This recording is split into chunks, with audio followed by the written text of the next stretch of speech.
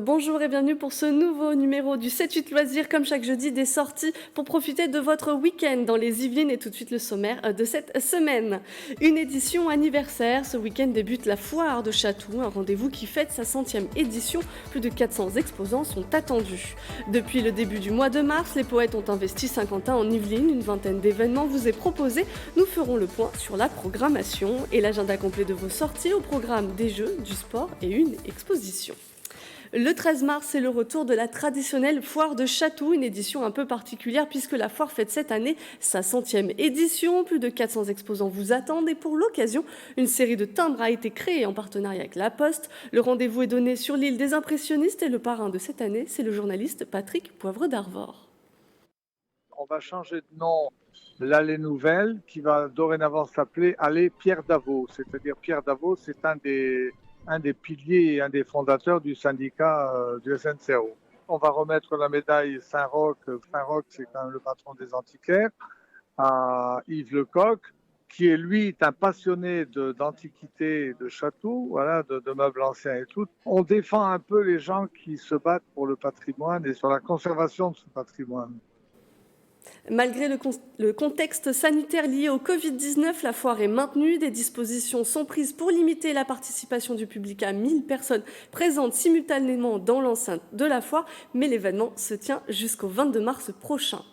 Une soirée de sport au profit d'une association ce samedi 14 mars. C'est la 12e nuit de la gymnastique. La ville de Guyancourt, l'ESG Gymnastique et la gymnastique rythmique et sportive vous invitent à 2 représentations, 16h30 et 20h. La recette sera intégralement reversée à l'association Bouche et Cœur.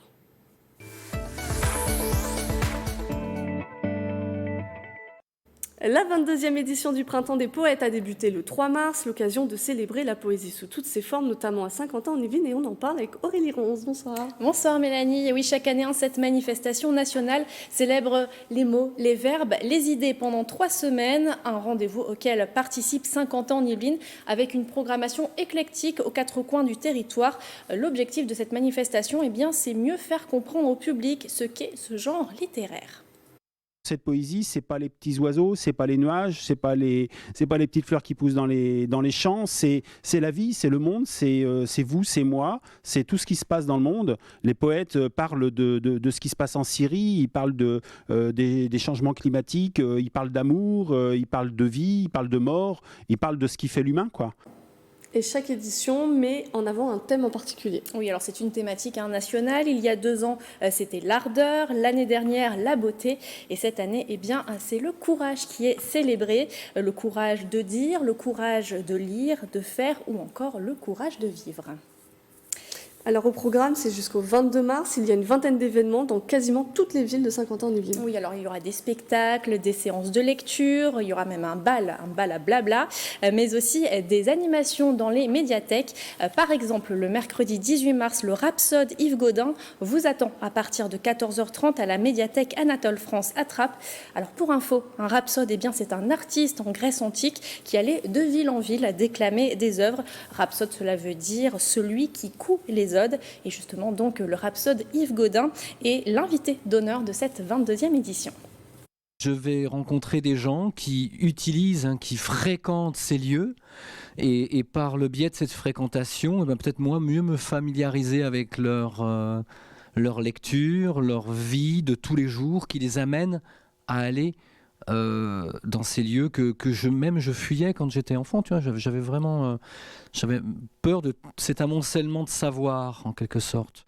Et bien sûr, si vous voulez en savoir plus sur les temps forts de cette 22e édition, n'hésitez pas à aller revoir le 7-8 Culture de ce mardi, 7-8 Culture qui était consacré en grande partie au Printemps des Poètes à Saint-Quentin en Yvelines. Et puis l'intégralité de la programmation était accessible sur le site qui s'affiche en bas de votre écran.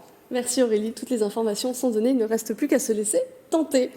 Ce week-end de mars, c'est aussi le moment où débutent les rencontres In-Cité, pensées et pilotées par le théâtre de Saint-Quentin en Yvelines. Elles se déroulent du 14 au 21 mars. Ces rencontres s'intéressent cette année à la ville de demain et ses défis. On écoute Lionel Massetta, le directeur du théâtre.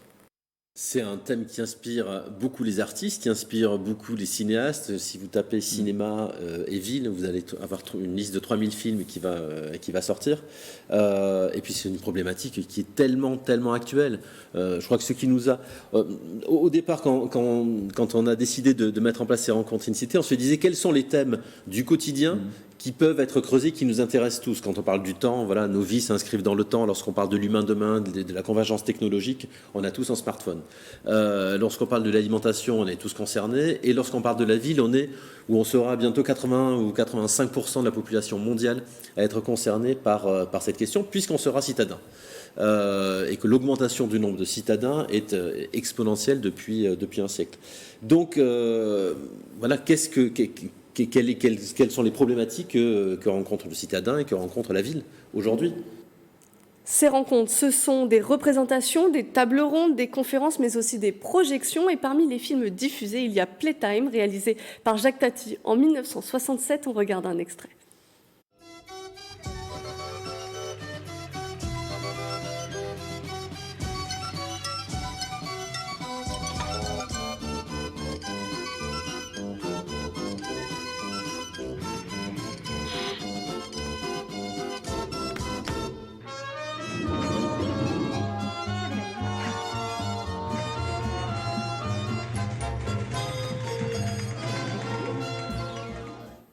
Nous en parlions avec notre invité la semaine dernière. Depuis ce jeudi 12 mars a débuté le festival Electrochic, plusieurs jours de musique électro sur l'agglomération de Versailles Grand Parc. Mais à noter que l'actualité a poussé l'organisation à modifier la programmation. Sont ainsi reportés le concert de Prequel prévu ce vendredi 13 mars au théâtre Montansier et reporté aussi la soirée à l'onde de Vélizy, initialement prévue ce samedi 14 mars.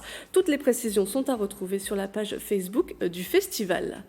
Autre festival sur Saint-Quentin en Yvelines, celui-ci se passe à Manille-les-Hameaux. À tout bout de champ, rend cette année hommage à Boris Vian et Georges Brassens et célèbre la liberté et la mémoire de Mur, un festival qui se déroule jusqu'au 29 mars. Au Clé-sous-Bois, c'est Charlot qui fait son cinéma. Le célèbre personnage inventé par Charlie Chaplin est au cœur d'un festival de rendez-vous le samedi 14 mars à 16h30 et le dimanche 15 mars à 18h. Des séances sont proposées aux enfants dès l'âge de 4 ans. 3 courts-métrages sont projetés, dont Charlot, Policeman, et on en regarde un extrait.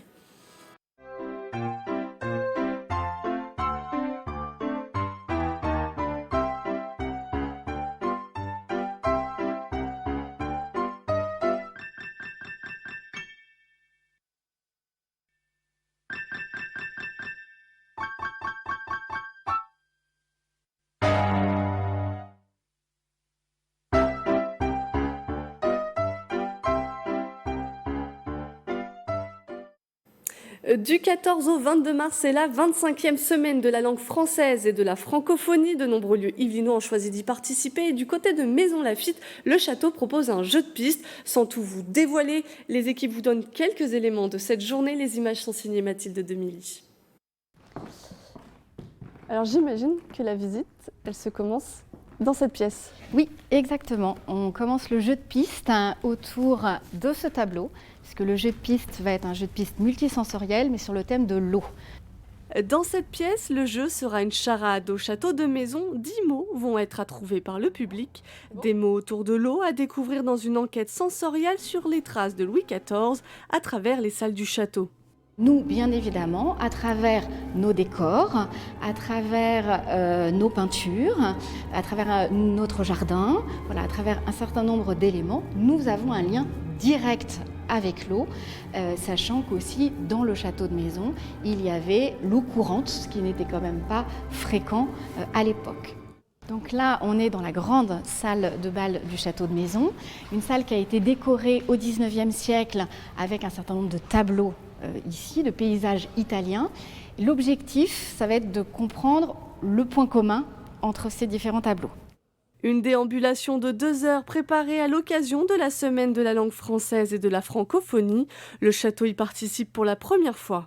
Et nous, c'est aussi toujours l'objectif de faire découvrir le château autrement et de pouvoir aussi faire venir un public différent ou un public qui ne vient pas nécessairement habituellement au château. 10 mois 10 mots est à destination des familles et des personnes en cours d'alphabétisation ou d'apprentissage du français.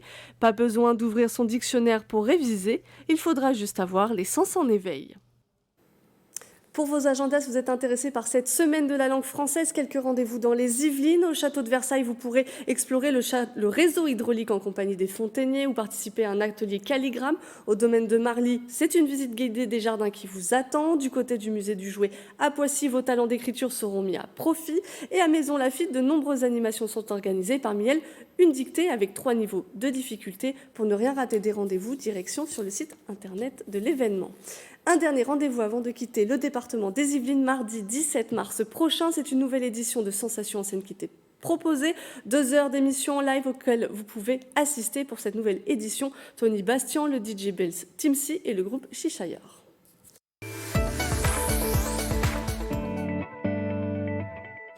L'exhibitionniste rend hommage à Christian Louboutin. En 30 ans, il est devenu un des créateurs de mode les plus connus au monde. Le Palais de la Porte Dorée vous invite à voyager dans l'univers des Louboutins, un sujet de Via Grand Paris. Glamour, décontracté ou sophistiqué, Exhibitionniste expose près de 30 ans de semelles rouges, aussi élégantes que surprenantes. Son créateur, Christian Louboutin, a habillé les pieds les plus célèbres du monde. Rihanna, Kobe Bryant, Mika et même Barbie. En façonnant la chaussure telle une sculpture, Louboutin a su redonner une visibilité à l'art du soulier. Quand on pense à Christian Louboutin au tout début, parce qu'aujourd'hui on voit Christian Louboutin comme étant une signature très aboutie du monde de la mode, se rappeler que Christian Louboutin a commencé comme un bricoleur génial dans sa chambre, créant des souliers extraordinaires recouverts de canettes de bière, des boîtes de sardines. Donc c'est aussi toute cette créativité qu'il avait dès le départ et qu'il a su prolonger aujourd'hui, maintenant qu'il peut aussi avoir accès à des matériaux exceptionnels.